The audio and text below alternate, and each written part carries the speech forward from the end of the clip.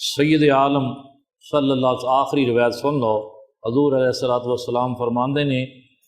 ملم یدع قول الزور والعمل بہ، کہ جس نے روزہ رکھ کے بھی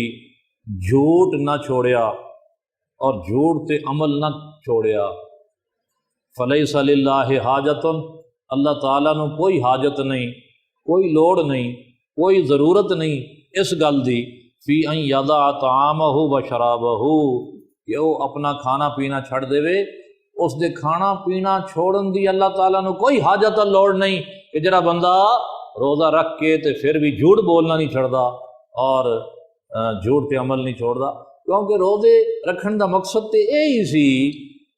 روزہ اس لیے تے رکھایا گیا سی تاکہ ان دے اندر تقوی پیدا ہوندا، ان دے اندر للہیت پیدا ہوندی، ان دے اندر صالحیت آ جاندی، ان دے اندر زہد اور ورع آ جاندا،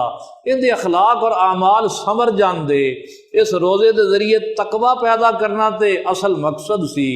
تے جے روزہ رکھ کے بھی تقوی نہ آیا، روزہ رکھیا تے پنجگانہ نماز تو محروم رہیا، پنج وقتی نماز ہی نہیں پڑھدا پہ تو روزہ رکھیا ہویا، کیا فائدہ ہویا اس نو روزہ رکھن دا؟ کہ گناہ دے وچ